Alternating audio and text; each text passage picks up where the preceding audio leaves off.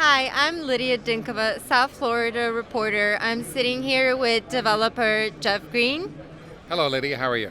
Good. Good. How are you? Great. So let's start out a little bit with what you have going on in West Palm Beach right now. You have the One West Palm Towers, and also you recently said you want to build two condos near Curry Park. Tell me about those projects.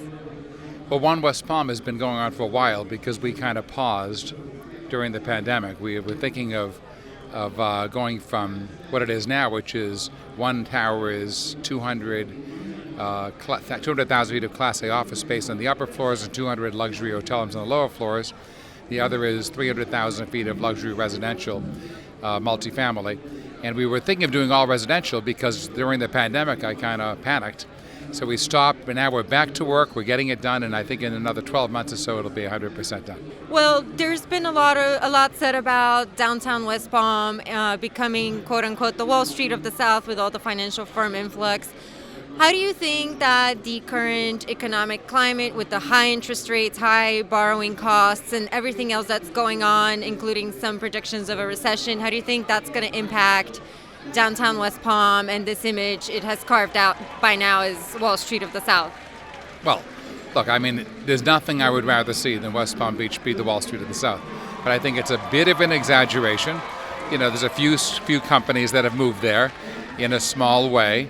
And, I hope it grows a lot. I would say that we're getting very overbuilt. I can see it. There's a lot of new projects being built. And I think that a lot of the tenants that were able to pay the high rents in this last few years were able to do it because of the extraordinary amounts of fiscal and monetary stimulus, which is now being pulled away. So I think it's going to be, look, South Florida is always going to grow. People would, unless we get flooded or something from global warming and climate change, I think we'll keep growing.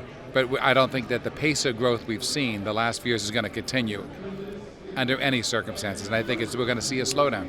I mean, how is the condo buying market right now from what you've seen, and when do you think it will be ready to buy?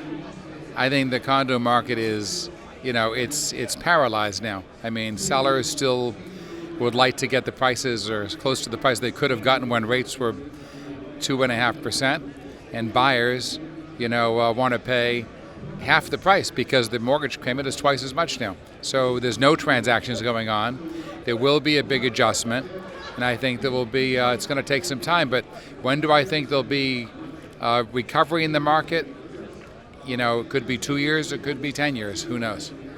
Either way, you're not going to be launching sales for those condos right now, anytime soon? Well, look, I can say this. I mean, West Palm Beach is a very small town, and right now there's only one condominium being built. It's called Forte on South Flagler Drive. A friend of mine's building it, and it's, I think, 90% sold out. So I'm not ruling out going to the market soon. I think it's going to be a tough time, but there's no other new buildings being built right now, condominium buildings.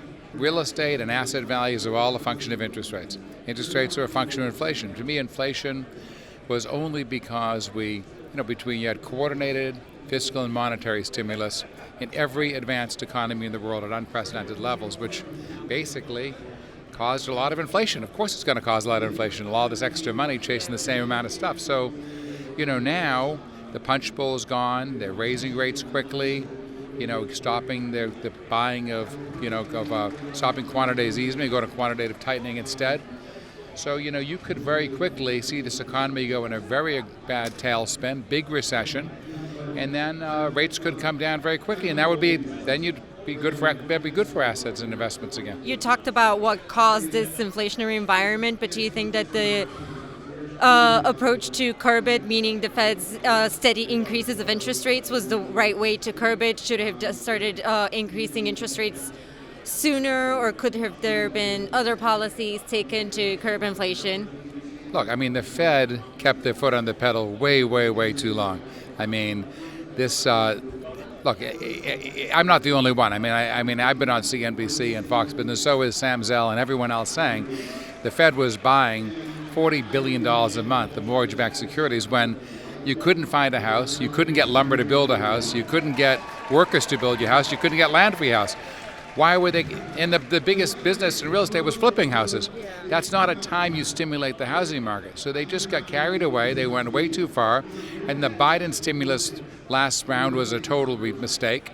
So of course they did too much, and now I think they're jamming their brakes way too aggressively, because this stuff takes time. I'll give you an example. I'm building these 2 towers. I'm building a 200-unit building in West Palm Beach right now. These are under construction. I'm not going to stop because rates are high. I'm going to keep going. And there is so much backlog that people don't on these jobs where you don't have enough workers, enough materials. So it's going to take another 6 months to 12 months just to finish all the stuff we're doing. So you're going to keep having inflation.